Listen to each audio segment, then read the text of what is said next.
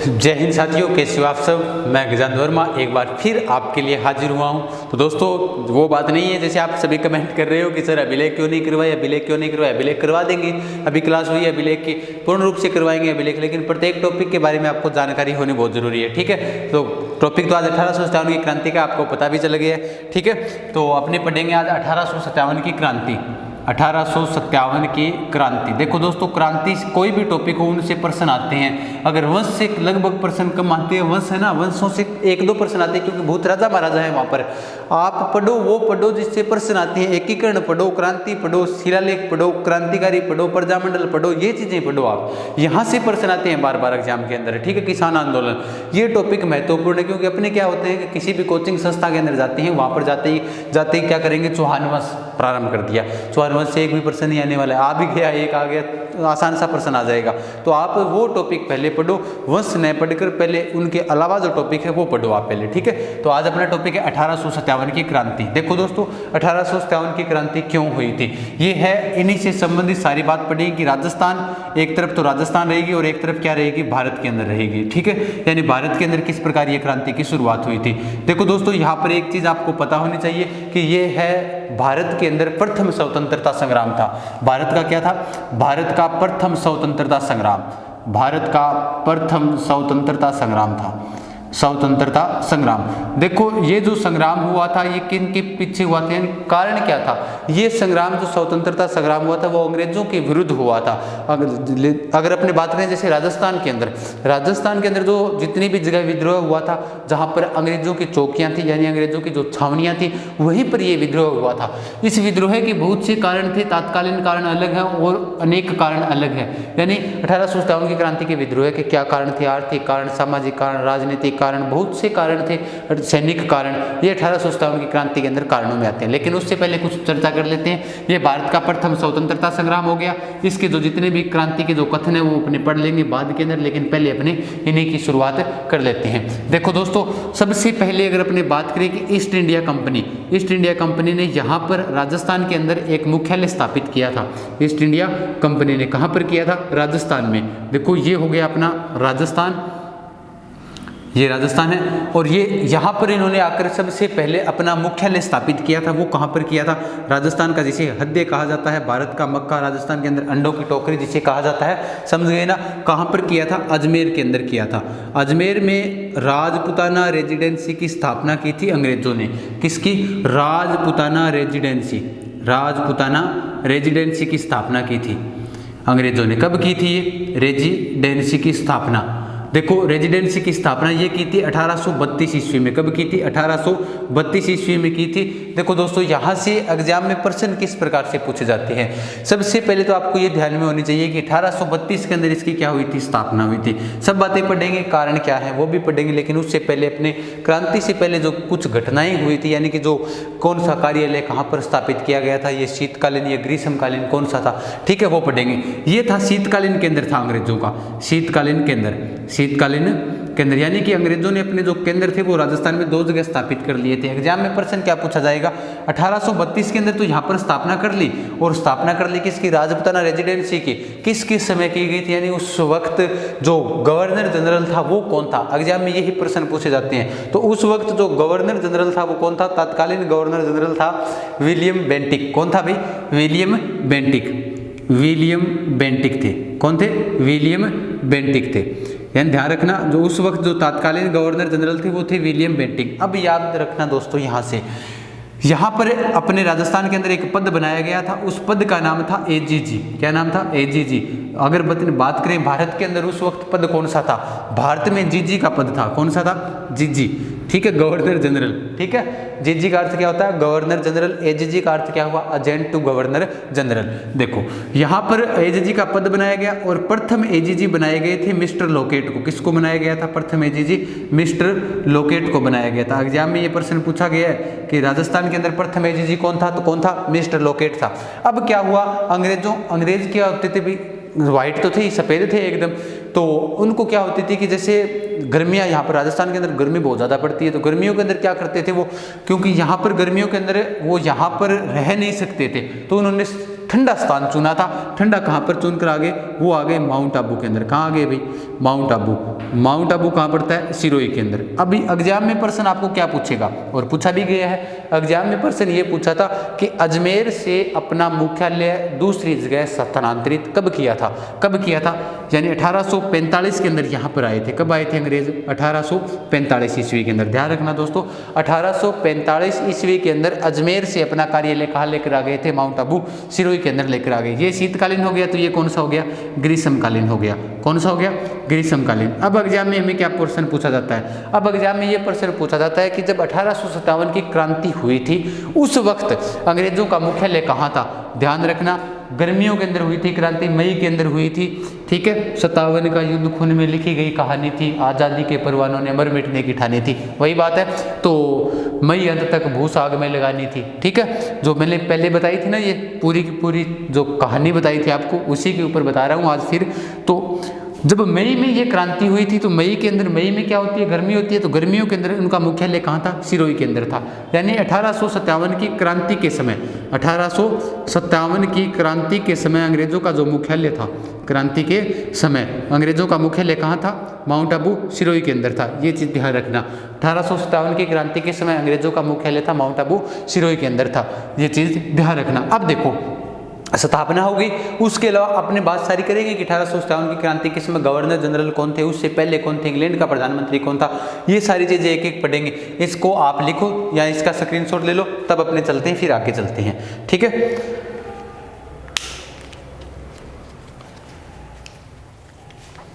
अब इसे मिटा देता हूं मैं। अब देखो, अब उसके आगे पढ़ेंगे कि 1857 की क्रांति के अंदर, ये तो हो गई शुरुआत की बात थी। 1832 में इन्होंने स्थापना की थी, विलियम बेंटिक के द्वारा की गई थी, और उसके बाद एजीजी मिस्टर लोकेट को बनाया गया। ध्यान रखना दोस्तों, ठीक है। अब देखो, अब अपने बात करते हैं कि उसके बाद 1834-35 की, 1834 और 35 के अंदर कौन सा है, शेखावाटी ब्रिगेड, शेखावाटी ब्रिगेड, ठीक है कि सर ये क्या है शेखावाटी ब्रिगेड। देखो, शेखावाटी ब्रिगेड की स्थापना की थी अंग्रेजों ने 1834 और 35 के अंदर की थी।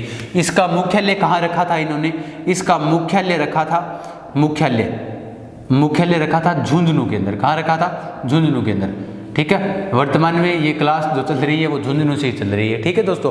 क्लास को ज़्यादा से ज़्यादा शेयर कर दो, अभी से शुरुआत के दिन ही बोला है, जल्दी जल्दी सभी साथी एक बार शेयर कर दो। तो शेखावाटी ब्रिगेड का मुख्यालय था, वो मुख्यालय कहाँ रखा था इन्होंने, झुंझुनू के अंदर रखा था। यहाँ पर शेखावाटी क्षेत्र के अंदर इन्होंने शेखावाटी ब्रिगेड क्यों, यानी यहाँ पर शुरुआत क्यों की, कारण क्या था कि शेखावाटी क्षेत्रों में हो रहे आंदोलनों को कुचलना, यानी शेखावाटी क्षेत्रों में आंदोलनों को कुचलना, ये अंग्रेजों का मुख्य कार्य था। और आपको पता ही है, जो अंग्रेजों के विरुद्ध बोले थे उनको क्या किया था, जड़ से समाप्त किया था अंग्रेजों ने। तो शेखावाटी क्षेत्रों में आंदोलन को कुचलना इसका क्या था, उद्देश्य था, कुचलना, ठीक है। यानी एग्जाम में इस प्रकार से भी पूछ सकता है, निम्नलिखित में से शेखावाटी ब्रिगेड के बारे में सत्य कथन है। तो सत्य कथन क्या था, शेखावाटी क्षेत्रों में हो रहे, इसका उद्देश्य ये हो गया, शेखावाटी क्षेत्र में हो रहे आंदोलन को कुचलना। उसके बाद 1835 के अंदर, 1835 में एक स्थापना और की थी उन्होंने, जोधपुर लीजियन का गठन किया था, जोधपुर लीजियन का गठन किया था मारवाड़ के अंदर, ठीक है। जोधपुर लीजियन का गठन कब किया था इन्होंने, 1835 के अंदर किया था। इसका मुख्यालय कहाँ रखा गया था, इसका मुख्यालय यानी इसका जो केंद्र रखा गया था वो एरिनपुरा के अंदर रखा गया था। कहाँ रखा गया था, एरिनपुरा। एरिनपुरा कहाँ पड़ता है, पाली के अंदर पड़ता है, ठीक है। और इसके अंदर जो सैनिक थे, इस जो जोधपुर लीजियन जो सेना का गठन किया गया था, इसके अंदर जो सैनिक थे वो सैनिक कहाँ के थे, ये भी महत्वपूर्ण है। ये सैनिक थे मारवाड़ के, क्या थे, मारवाड़ के सैनिक थे, और इन्हें कहा जाता है पूर्बिया सैनिक। ध्यान रखना, जब अपने पढ़ेंगे, जब अपने आउवा के विद्रोह के बारे में पढ़ेंगे, एरिनपुरा छावनी के बारे में पढ़ेंगे, तब इनके बारे में हमें पूर्ण रूप से जानकारी मिलेगी कि ये पूर्बिया सैनिक सिरोही से गए हुए थे, वहाँ से आए, उसके बाद अलेक्जेंडर की हत्या कर दी, ठीक है। वो चीज़ें पढ़ेंगे आगे। तो सैनिक, यहाँ के जो सैनिक थे इस छावनी के अंदर, वो सैनिक कैसे, कहाँ के थे, मारवाड़ के सैनिक थे, यानी मारवाड़ के। और पूर्बिया सैनिक थे, जिन्हें क्या कहा जाता है, पूर्बिया सैनिक कहा जाता है। इन मारवाड़ सैनिकों को क्या कहा जाता है, पूर्बिया सैनिक कहा जाता है। अब देखो दोस्तों, यहाँ पर ये बातें हो गई। अब इन्होंने गठन कर लिया, इस प्रकार से, लेकिन लास्ट के अंदर जाकर ये क्रांति क्यों हुई थी, कारण क्या थे, ये तो इन्हीं से क्रांति से संबंधित बातें हैं वो बताई है मैंने आपको। अब पढ़ेंगे 1857 की क्रांति के कारण क्या थे, और जो कारण है वो बहुत ही महत्वपूर्ण है। जो पिछली वाली क्लास थी उसके अंदर कारण मैंने नहीं बताए थे, आपको आज मैं इनसे संबंधित सारा ब्यौरा बता दूंगा, ठीक है। तो अब पढ़ेंगे इसके 1857 की क्रांति के कारण क्या थे। उसके बाद पढ़ेंगे अपने एक एक चीज की, इंग्लैंड का प्रधानमंत्री कौन था, राजा कौन था, यहाँ का नेतृत्व किसने किया था, मुख्य सेनापति कौन था, सारी चीजें पढ़ेंगे एक एक, बस बने रहो आप। अब देखो 1857 की क्रांति के कारण क्या थे, कारण बहुत कारण हैं। देखो दोस्तों, सामाजिक आर्थिक कारण से लेकर चलते हैं अपने कि आर्थिक कारण, हाँ आर्थिक कारण थे 1857 की क्रांति के आर्थिक कारण थे। उसके बाद सामाजिक कारण, बिल्कुल सामाजिक कारण भी थे, सामाजिक कारण। उसके अलावा अगर मैं बात करूं कि राजनीतिक कारण, बिल्कुल राजनीतिक कारण थे, राजनीतिक कारण। उसके अलावा और क्या क्या कारण थे, पहले इन 3 कारणों को पढ़ लेते हैं। देखो आर्थिक कारण के अंदर क्या थे कि ईस्ट इंडिया कंपनी ने यहाँ के किसानों से लूट मार की थी, यानी कि जो किसान क्षेत्र था उससे लूट करते थे ये, कोई प्रकार से उन्हें कोई यानी अच्छा तो लेते थे इनसे कर, ठीक है, यानी अच्छा तो कर लेते थे इनसे। उसके अलावा यानी भारतीय लोगों का शोषण करने लग गई थी कौन, ईस्ट इंडिया कंपनी, भारतीय लोगों का शोषण, भारतीय लोगों का शोषण करने लग गई थी, लोगों का शोषण करने लग गई थी कौन सी, ईस्ट इंडिया कंपनी शोषण करने लग गई। एक तो बात ये हो गई। उसके बाद इन्होंने स्थायी बंदोबस्त कर दिया था, स्थायी बंदोबस्त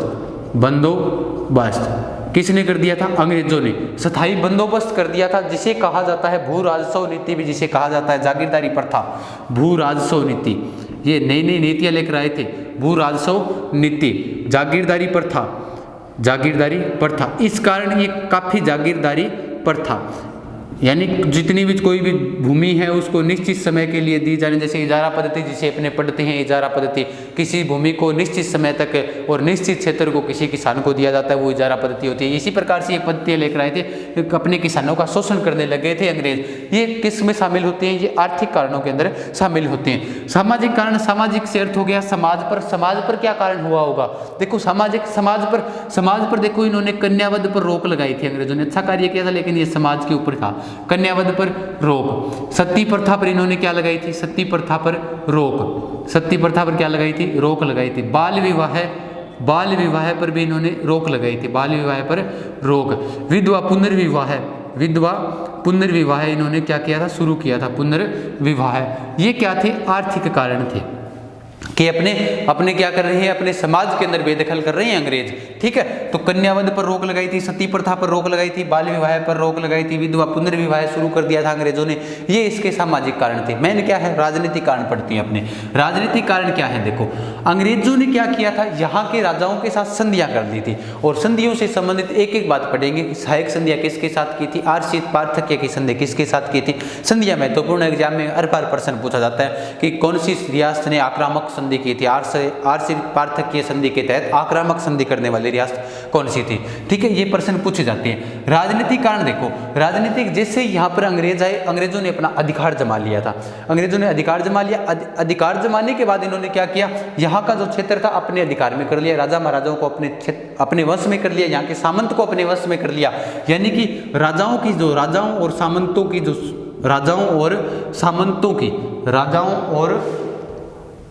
और सामंतों की जो शक्ति थी, सामंतों की शक्ति वो क्या हो गई थी, क्षीण हो गई थी, यानी कमजोर हो गई। किसकी शक्ति, राजाओं की शक्ति कमजोर हो गई। उसके अलावा राजनीतिक कारणों के अंदर अगर मैं बात करूं तो यहाँ पर देखो मराठे बार बार राजस्थान के अंदर परेशान कर रहे थे, बार बार मराठे परेशान कर रहे थे, यहाँ के राजाओं से कर ले रहे थे, बार बार इन्हें परेशान कर रहे थे। अंग्रेजों ने क्या किया, अपनी रियासतों के साथ संधि कर ली और उन्हें विश्वास दिलाया कि हम आपको हर समय आपके लिए तैयार रहेंगे। लेकिन उन्होंने शर्तें रख दी थी उस वक्त, यानी कि जब भी हमारा कोई युद्ध हुआ तो आपकी सेना आप हमें दोगे और हमारे बगैर आप कोई कार्य नहीं कर सकते। हमारे प्रशासन जब आप कोई भी कार्य करोगे तो हमसे इजाज़त लोगे, और उसके अलावा आप दूसरे राज्य के साथ हमारे कहने के बिना युद्ध नहीं कर सकते।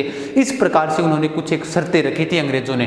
तो देखो उन्हीं शर्तों में से एक कारण क्या हुआ था, मराठे परेशान कर रहे थे। जब मराठे परेशान कर रहे थे तो अंग्रेजों ने कहा कोई बात नहीं, हम सेना ला कर देंगे आपको। जैसे देखो ये इंग्लैंड है, ठीक है, यहाँ से सैनिक आएंगे, और सैनिक तो अंग्रेजों को चाहिए। यहाँ से सैनिक कहाँ आएंगे, यहाँ से सैनिक आएंगे भारत के अंदर, भारत में आएंगे और भारत के अंदर मराठी अपने राजस्थान में परेशान कर रही है।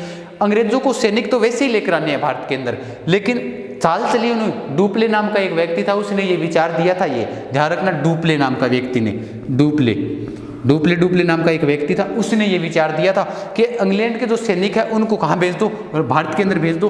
अब भारत में उनको कहा कि आप एक काम करोगे, ये आपकी सुरक्षा के लिए है, यानी ये भारत के अंदर कोई राजा था, उस राजा की सुरक्षा के लिए दे दिए। इस राजा की सुरक्षा के लिए क्या दे दिए, अंग्रेजों ने अपने सैनिक दे दिए। अब सैनिक क्या है, इनकी विशेषता देखो, आप ध्यान से सुनना कि ये सैनिक तो इन्होंने दे दिए, ये किसकी सहायता करेंगे, राजा की सहायता करेंगे। खाना पीना इनका कौन करेगा, राजा करेगा। अब देखो अंग्रेजों का कोई खर्चा लग रहा है कि यहाँ पर, यानी प्रत्येक की जो सैनिक की जो सेवा है वो कौन कर रहा है, राजा कर रहा है। उसके अलावा जब भी अंग्रेजों पर कोई आपत्ति आई तो ये सैनिक किसकी सहायता करेंगे, ये सैनिक अंग्रेजों की सहायता करेंगे। ठीक है, ध्यान रखना, ये सैनिक किसकी सहायता करेंगे, अंग्रेजों की ही सहायता करेंगे। इस जो प्रणाली थी, इस प्रणाली को कहा जाता है मीठा जहर। क्या कहा जाता है, मीठा जहर प्रणाली कहा जाता है, मीठा जहर प्रणाली। क्यों कहा जाता है आप समझ गए होंगे। ठीक है, ध्यान रखना, जो अंग्रेजों के सैनिक थे भारत के अंदर आएंगे, भारत के राजा के पास रहेंगे, उन्हीं का खाना पीना करेंगे, लेकिन जब अंग्रेजों पर आपत्ति आएंगे तो ये सैनिक किसके पास आएंगे, अंग्रेजों के पास आएंगे। डुप्ले ने ये विचार दिया था और इस प्रणाली को कहा जाता है मीठा जहर प्रणाली। एक तो ये कारण था राजनीतिक कारणों के अंदर। ठीक है, उसके अलावा इसी में मिटा देता हूं, उसके बाद अपने आगे चलते हैं। सर अंशु जी का फोन आ रहा है, उसके बाद अपने आगे चलते हैं। ठीक है, 1 2 3 4 5 डुप्ले, यानी डुप्ले ने विचार दिया था। उसके बाद अपने चलते हैं इसके आगे। देखो राजनीतिक कारणों में और क्या क्या कारण थे, इनको मैं बता देता हूं आपको। राजनीतिक कारणों में जो मुख्य कारण रहे थे उनके अंदर, अब देखो डलहौजी की हड़प नीति, कौन सी, ये राजनीतिक कारण बता रहा हूं मैं आपको, डलहौजी की हड़प नीति। डलहौजी की हड़प नीति आपको पता ही होगा, 1857 की क्रांति से पहले जो गवर्नर जनरल थे वो कौन थे, लॉर्ड डलहौजी थे। डल कर गया डलहौजी, लॉर्ड खेलने आया कैनियन। ठीक है, याद रखना सुदेशर वाली ट्रिक। तो डलहौजी की क्या थी, हड़प नीति। हड़प नीति जिसे कहा जाता है गोद निषेध नीति, गोद निषेध नीति जिसे कहा जाता है, गोद निषेध नीति जिसे कहा जाता है। अब क्या हुआ था देखो दोस्तों, इस नीति के तहत डलहौजी ने रूल कर दिया था कि आप कोई पुत्र गोद नहीं ले सकते। अगर राजा निसंतान मर गया तो वो डायरेक्ट जो रियासत है वो किसके क्षेत्र में आएगी, वो अंग्रेजों के क्षेत्र में आ जाएगी। तो डलहौजी ने 1848 में गोद निषेध नीति या फिर हड़प नीति के तहत जो सबसे पहले जो रियासत हड़पी थी वो कौन सी हड़पी थी, संतारा हड़पी थी। कब हड़पी थी, 1848 में, और ये संतारा कहाँ पड़ती है, महाराष्ट्र के अंदर पड़ती है। ठीक है, राजस्थान की अगर पूछ ले उसके बाद तो झांसी झूंसी बहुत सी रियासतें हड़पी थी, लेकिन आपको ध्यान रखना है पहली रियासत राजस्थान की अगर पूछ ले कि राजस्थान की कौन सी रियासत हड़पी थी, तो राजस्थान की रियासत हड़पी थी 1852 में। कौन सी रियासत हड़पी थी, उदयपुर रियासत हड़पी थी, गोद निषेध नीति के तहत, हड़प नीति के तहत। अब देखो यहाँ तक तो ठीक है, हड़प ली, लेकिन इन्होंने डलहौजी ने क्या किया, अवध के ऊपर कुशासन का आरोप लगा दिया। अवध के ऊपर क्या लगा दिया, अवध पर कुशासन का आरोप। कुशासन यानी आपको तो शासन करना नहीं आता, कुशासन का आरोप लगाकर ये रियासत हड़प ली। कुशासन का आरोप लगाकर ये रियासत हड़प ली कि भाई आपको तो शासन ही नहीं करना था। अब भाई अंग्रेजों से तंग तो वैसे ही थे और सर्वाधिक सैनिक थे। ध्यान रखना 1857 की क्रांति में सर्वाधिक सैनिक किस से थे, किस सैनिक छावनी से या किस क्षेत्र थे, किस क्षेत्र से थे, तो वो कौन सा क्षेत्र है, अवध है, सर्वाधिक सैनिक। राजस्थान के अंदर जो 6 सैनिक छावनी है उसमें जो सबसे मजबूत और जो मजबूत सैनिक छावनी थी वो कौन सी थी, नसीराबाद थी। ध्यान रखना अवध के जो सैनिक थे, अवध के अंदर सर्वाधिक सैनिक थे। ये कुछ एक क्या थे, राजनीतिक कारण रहे थे। डलहौजी की हड़प नीति, राजाओं की शक्ति क्षीण हो गई थी, और जो मीठी जहर प्रणाली थी, ये सारे किसके अंदर आती है, राजनीतिक कारणों के अंदर आती है। आप इसका स्क्रीनशॉट लो तो ले सकते हो। उसके बाद अपने चलते हैं आगे। उसके अलावा इन्होंने कहा भी था अंग्रेजों ने कि 1849 के बाद, कब, 1849 के बाद जो दिल्ली का जो राजा है बहादुर शाह जफर, उसको हटा दिया जाएगा, और हटाने के बाद जो लाल किला के अंदर बैठा है वो लाल किला किसके अधिकार में होगा, अंग्रेजों के अधिकार में होगा। ये बहुत से कारण थे 1857 की क्रांति होने के पीछे। अब अपने आगे इन कारणों की बात करते हैं, आगे वाले कारण पढ़ेंगे कौन कौन से और कारण हैं। इसका स्क्रीनशॉट लो तो ले लो। उसके बाद धार्मिक कारण और सैनिक कारण पढ़ लेते हैं। ठीक है दोस्तों, अब पढ़ते हैं इसके आगे वाले कारण। देखो ये कारण हो गए। उसके बाद धार्मिक कारण क्या रहे हैं, यानी अंग्रेजों ने अपना धार्मिक प्रचार प्रसार करना यहाँ पर शुरू कर दिया था, ये भी धार्मिक कारण था। अपने धर्मों के लोगों को कम मानना शुरू कर दिया था इन्होंने। और उसके अलावा जैसे धार्मिक कारणों के अंदर क्या कारण थे, धार्मिक कारण, देखो धार्मिक कारण के अंदर अंग्रेजों ने जब धार्मिक कारण रहे थे, धार्मिक कारणों के अंदर जैसे ईसाई धर्म को स्वीकार करने पर पैतृक संपत्ति, ईसाई थे ये, ईसाई धर्म को स्वीकार करने पर, ईसाई धर्म को स्वीकार करने पर, ईसाई धर्म को स्वीकार करने पर जो पैतृक संपत्ति है, पैतृक संपत्ति वो किसे दे दी जाएगी, उसके उत्तराधिकारी को दे दी जाएगी। अगर ईसाई धर्म स्वीकार नहीं किया तो जो पैतृक संपत्ति है, जो उसकी संपत्ति थी, उसके ऊपर किसका अधिकार होगा, अंग्रेजों का अधिकार होगा। और अपने धर्म को मान्यता ज़्यादा दी थी इन्होंने, अपने धर्म को मान्यता ज़्यादा दी थी। अब हमारा जो धर्म था उस धर्म के ऊपर इन्होंने क्या लगाई थी, हद तक रोक लगाई थी। उसके अलावा और भी कारण रहे हैं, सैनिक कारण, हाँ बिल्कुल रहा है सैनिक कारण। 1857 की क्रांति के अंदर सैनिक कारण भी रहा है। हमारे जो सैनिक थे उनके साथ वेतन में भेदभाव करते थे अंग्रेज, क्या करते थे, वेतन में भेदभाव, वेतन में भेदभाव करते थे। भेदभाव कौन भाई, अंग्रेज। वेतन के अंदर जब भेदभाव करते थे तब हमारे सैनिकों को, यहाँ के को भी, एक तो हमारे सैनिकों को प्रमोशन नहीं मिलता था और उसके अलावा वेतन को भेदभाव करते थे, कम वेतन देते थे अपने सैनिकों से, ठीक है। उसके अलावा इन्होंने डाक विधेयक लेकर आए थे, यानी डाक जो निःशुल्क था उसके ऊपर क्या लगा दिया, डाक पर कर लगा दिया, कर लगा दिया। देखो अब देखो कोई भी फौजी है जो अपने देश की अभी फिलहाल जो सेवा कर रहे हैं उन सभी को मैं जय हिंद बोलता हूँ अभी, क्योंकि हमारे देश के जो फौजी हैं, जवान हैं, वो डटे हुए हैं, तभी आज अपने आराम से पढ़ रहे हैं। अब देखो जैसे अपने बात करें, कोई भी फौजी था उस वक्त की बात, आजकल तो क्या है कि भाई 4G का ज़माना है, सभी को पता ही है, ठीक है, लाइव चैट चलती है आजकल तो। लेकिन उस वक्त क्या था कि उस वक्त जो अपने फौजी भाई थे वो क्या करते थे, डाक यानी कोई पत्र लिख कर भेजते थे। अब अंग्रेजों ने उसके ऊपर कर लगाना शुरू कर दिया, तो भाई कर लगाना शुरू कर दिया तो सैनिक कारण तो नहीं है, क्योंकि भाई पहले फ्री है, एक तो वो सेवा कर रहा है, ऊपर से उसके ऊपर कर लगाया जा रहा है, तो ये भी कारण रहे थे। अब देखो क्रांति का तात्कालीन कारण क्या था, क्रांति का तात्कालीन कारण, क्रांति का जो तात्कालीन कारण था वो क्या था, तात्कालीन कारण था वो एक प्रकार से वहाँ के अंदर बैरकपुर छावनी के अंदर सैनिक विद्रोह हुआ था, बैरकपुर छावनी में, ठीक है। बैरकपुर छावनी में एक घटना घटी थी 29 मार्च को। कब घटी थी, 29 मार्च को। कौन सी घटना आप सभी को पता है, 29 मार्च 1857 को, कि वहाँ पर कौन थे, 34वीं NI, 34वीं NI, NI का अर्थ होता है नेटिव इन्फेंट्री, नेटिव इन्फेंट्री, ध्यान रखना दोस्तों, ठीक है, नेटिव इन्फेंट्री। नेटिव इन्फेंट्री का अर्थ क्या होता है, नेटिव का अर्थ होता है पैदल चलने वाली सेना, क्या होता है, पैदल चलने वाली सेना। नेटिव का अर्थ क्या होता है, पैदल चलने वाली सेना। और आपको इन्फेंट्री पूछ ले, इन्फेंट्री अगर आपको पूछ ले तो इन्फेंट्री का अर्थ क्या होता है, जो युद्ध में सबसे आगे हो, जो युद्ध में सबसे आगे हो उसे क्या कहते हैं, इन्फेंट्री कहते हैं, युद्ध में सबसे आगे हो, ठीक है, उसे क्या कहते हैं, इन्फेंट्री कहते हैं। पैदल चलने वाली सेना नेटिव होगी और इन्फेंट्री जो युद्ध में सबसे आगे हो। 34वीं NI बंगाल के अंदर है ये बैरकपुर छावनी, ठीक है। और यहाँ का एक सैनिक था, उस सैनिक का नाम था मंगल पांडे और इसके साथ था ईश्वर पांडे। यहाँ का सैनिक कौन था, मंगल पांडे। सैनिक का नाम क्या आता है, मंगल पांडे नाम आता है, मंगल पांडे। मंगल पांडे के साथ कौन था, बलिया गाँव यूपी का था ना मंगल पांडे, इसके साथ था एक व्यक्ति और था जिसका नाम था ईश्वर पांडे।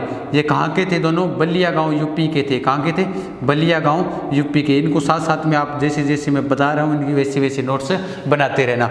बलिया गांव यूपी से थे ये। इन्होंने क्या किया था, यहाँ पर 2 अंग्रेज थे, उन दोनों अंग्रेजों को मार दिया था, क्योंकि चर्बी वाले कारतूस चलाने से इन्होंने क्या कर दिया था, मना कर दिया था। तो यहाँ पर 2 अंग्रेज थे, एक का नाम हयूसन व एक का नाम लेफ्टिनेंट बाग आता है। क्या नाम आता है, एक का नाम हयूसन और एक का नाम लेफ्टिनेंट बाग आता है, लेफ्टिनेंट बाग, ठीक है। इन दोनों की क्या कर दी, इन्होंने हत्या कर दी थी मंगल पांडे ने। उसके बाद मंगल पांडे को 8 अप्रैल को फांसी दे दी गई थी। उसी दिन से क्या हो गई थी, मंगल पांडे की बलि ने सेम का प्याला तोड़ दिया, जगह जगह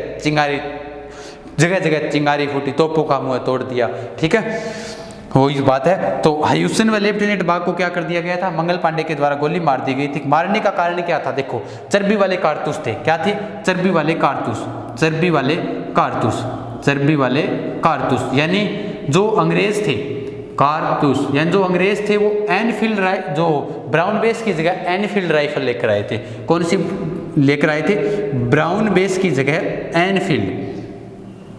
नहीं दिखाई दे रहा है यहाँ पर, ठीक है, 1 मिनट, ठीक है, इनको मैं मिटा देता हूँ, उसके बाद अपने आगे चर्चा करेंगे। तब तक आप इसका स्क्रीनशॉट लो तो ले सकते हो, आप जल्दी से देख लो, उसके बाद अपने आगे चलते हैं, ठीक है। आप चलते हैं अपने आगे। ये कारण हो गए। अब उस कारणों के अंदर जो मुख्य कारण था, तात्कालीन कारण था, वो यही था, चर्बी वाले कारतूस थे। 1857 की क्रांति का जो तात्कालीन कारण था वो क्या था, चर्बी वाले कारतूस थे। अब देखो उसके अंदर क्या था, जो तात्कालीन कारण के अंदर चर्बी वाले कारतूस थे। अब चर्बी वाले कारतूस का अर्थ क्या हुआ सर, चर्बी वाले कारतूस, चाहे इसको ऐसे मान लो कि ये हकीकत थी, या चाहे जो व्यक्ति ने जिसने ये अफवाह फैलाई थी वो भी आदमी जबरदस्त था। इन कारतूसों के अंदर जैसे कोई बम था, या फिर जो अपने भरते हैं ना गोली के अंदर, जैसे प्राचीन समय में आपने फिल्मों में देखा होगा, मुंह से पाट कर अंदर भरते हैं। अब उसके अंदर क्या हुआ था, उसको मुंह से जब उस लिफाफे को पाड़ा जाता था तो उसके अंदर गाय व सुअर का क्या लगा हुआ था, मांस लगा हुआ था। गाय व सुअर का मांस, यानी गाय जो हिंदू धर्म के अंदर पवित्र और सुअर का मुस्लिम लोग मांस है वो हलाल नहीं करते हैं, आपको पता ही होगा। तो हिंदू व मुस्लिम धर्म के बीच के अंदर हो गई है, भेदभाव तो कर दिया उन्होंने। तो गाय व सुअर का क्या लगा हुआ था, उसके ऊपर मांस लगा हुआ था, ठीक है, मांस लगा हुआ था। अब देखो दोस्तों, तो चर्बी वाले जो कारतूस थे, उन चर्बी वाले कारतूसों का मेन कारण था, मंगल पांडे ने वो कारतूस चलाने के लिए मना कर दिया था कि हम नहीं चलाएंगे क्योंकि इसके अंदर गाय व सुअर की चर्बी है। और मंगल पांडे ब्राह्मण था, उसने मना कर दिया। बलैया गांव यूपी से था। 29 मार्च को घटना घटित हुई थी। हयूसन व लेफ्टिनेंट बाग को गोली मारकर उड़ा दिया। उसके बाद उसको 8 अप्रैल को पकड़ा। किसको भाई, 8 अप्रैल को किसको पकड़ा, मंगल पांडे को पकड़ा। मंगल पांडे को पकड़ लिया, मंगल पांडे को पकड़ लिया और 8 अप्रैल को इन्हें क्या दे दी गई, फांसी दे दी। पकड़ तो उसी लिया, लेकिन 8 अप्रैल को मंगल पांडे को क्या दे दी गई थी, फांसी दे दी गई थी, ठीक है। और फांसी सुनाने वाले अंग्रेज अधिकारी का नाम था कर्नल या लॉर्ड हुक। किसने सुनाई थी, यानी सुनाने वाला जो अंग्रेज था, उस अंग्रेज का नाम था लॉर्ड हुक था, ठीक है, लॉर्ड हुक। हुक यानी हुक पर टांग दिया, याद ऐसे रख लेना, हुक पर टांग दिया। तो मंगल पांडे की बलि, यानी मंगल पांडे की बलि ने सेम का प्याला तोड़ दिया। अब जैसे ही इनकी जो हुई थी डेथ, उसके बाद देखो जैसे अपने ये हो गया अपना भारत, ठीक है, जैसे ही मान लो, ऐसे मान लो भारत ही है, लग रहा है क्या। भारत के अंदर यहाँ से क्रांति शुरुआत हुई थी, कहाँ से हुई थी, मेरठ से हुई थी, 10 मई से हुई थी। कब हुई थी, 10 मई से स्टार्ट हुई थी। लेकिन होनी कब थी ये क्रांति की जो तारीख थी वो फिक्स रखी गई थी 31 मई। कब रखी गई थी, 31 मई को 1857 की क्रांति की जो तारीख थी वो 31 मई फिक्स रखी गई थी। लेकिन शुरुआत कब कर दी थी इन्होंने, मेरठ के अंदर 10 मई से शुरुआत कर दी थी। यानी क्रांति पहले होने, यानी क्रांति के जब असफलता के कारण अपने पढ़ेंगे तो असफलता के कारणों में कहीं ना कहीं ये भी एक कारण आता है कि 1857 की क्रांति है वो 10 मई को क्या हो गई थी, समय से पहले क्या हो गई थी, शुरू हो गई थी। उसके बाद ये कहाँ आ गए थे, दिल्ली के अंदर आ गए थे। कहाँ आ गए थे, दिल्ली के अंदर आ गए थे। अब देखो, ठीक है, अब दिल्ली के अंदर आ गए थे। अब यहाँ से आप ध्यान रखना दोस्तों, ये क्रांति समय से पहले शुरू हो गई थी। और राजस्थान के अंदर अगर मैं बात करूं कि राजस्थान में क्रांति कहाँ से शुरुआत हुई थी, राजस्थान के अंदर ये क्रांति हुई थी नसीराबाद से शुरुआत हुई थी। नसीराबाद कहाँ पड़ता है, अजमेर के अंदर पड़ता है। अब देखो, ये तो हो गई बात यहाँ तक, नसीराबाद से अंग्रेज में हुई थी। राजस्थान के अंदर 6 सैनिक छावनियाँ थी। कितनी थी, 6, और 6 में से 2 ने भाग नहीं लिया था, खेरवाड़ा और ब्यावर ने भाग नहीं लिया था, खेरवाड़ा और ब्यावर ने भाग नहीं लिया था। अभी मैं बता रहा हूँ आपको जल्द जल्द, लेकिन व्याख्या सहित बताऊंगा इनको पूर्ण। अब एग्जाम में प्रश्न क्या पूछा जाता है कि क्यों नहीं लिया था भाग। अगर आपको आरएएस का पेपर दे रहे हो आप, आरएएस का, तो उसके अंदर ऐसे पूछ ले, मेंस पेपर दे रहे हो, मेंस में बैठे हो आप, वो अगर पूछ ले कि खेरवाड़ा व ब्यावर सैनिक टुकड़ियों ने भाग क्यों नहीं लिया था, ये पता होना चाहिए। ये भी जरूर बताएंगे तब तक, यानी ये नेक्स्ट क्लास में बताऊंगा। आज थोड़ा समय का अभाव है, लेकिन कल जरूर बताऊंगा इस क्लास के अंदर। तब तक आप कमेंट बॉक्स के अंदर मुझे जरूर बताएं, ताकि मुझे भी पता चले किस किस विद्यार्थी को पता है कि खेरवाड़ा व ब्यावर सैनिक छावनियों ने भाग क्यों नहीं लिया था, ठीक है। अब देखो, नसीराबाद अजमेर, राजस्थान में नसीराबाद अजमेर से शुरू हुई थी, भारत के अंदर मेरठ से शुरू हुई थी। लेकिन तात्कालीन कारण था वो कौन सा था, चर्बी वाले कारतूस, मंगल पांडे ने चलाने से मना कर दिया था। अब देखो, उसके बाद अपने आगे चलते हैं। 1857 की क्रांति का जो प्रतीक था, प्रतीक चिन्ह क्या रखा था, कमल का फूल, कमल का फूल, कमल का फूल, यानी एक साथ में क्या थी, रोटी, जिसे क्या कहा जाता है, चपाती भी जिसे कहा जाता है। कमल का फूल व चपाती जिसे कहा जाता है, ध्यान रखना। यानी एग्जाम में ऐसे भी पूछ सकता है कि जो प्रतीक चिन्ह के अंदर रोटी ने देकर ऑप्शन, वो चपाती भी दे सकता है, तो चपाती भी आप ध्यान रखना, ठीक है। अब क्रांति की शुरुआत होगी। यहाँ से सैनिक विद्रोह कर कहाँ पहुंच गए थे, दिल्ली के अंदर। और क्रांति की जो विद्रोह का जो नेतृत्व किया था, क्रांति का नेतृत्व, तो नेतृत्व किसने किया था, नेतृत्व किया था बहादुर शाह जफर ने, बहादुर शाह जफर ने। बहादुर शाह जफर कौन सी है, ये सेकंड है। बहादुर शाह जफर कौन सी है, सेकंड। इन्होंने क्या किया था, क्रांति का नेतृत्व किया था, ठीक है। और अब जो मुख्य सेनापति था वो कैंपबेल था। चलो ठीक है दोस्तों, समय का अभाव है, लेकिन जल्द ही आपको ये आगे वाला पार्ट लेकर आएंगे। ये 30-30 मिनट की क्लासों के अंदर मैं आपको 1857 की क्रांति कंप्लीट करवा दूंगा, टेंशन मत लो। उसके बाद अपने आगे चलेंगे। तब तक के लिए धन्यवाद। क्लास को ज़्यादा से ज़्यादा शेयर कर दिया करो। और एक शिकायत ये भी है कि आप 50% लोगों ने सब्सक्राइब कर रखा है, 50 ने नहीं कर रखा है, तो वो भी सब्सक्राइब कर लें, ठीक है। इतना मेहनत कर रहे हैं, पसीना बहा रहे हैं आपके लिए, ठीक है। तो मिलते हैं जल्द ही नए जोश नई उम्मीद के साथ, तब तक के लिए जय हिंद जय भारत।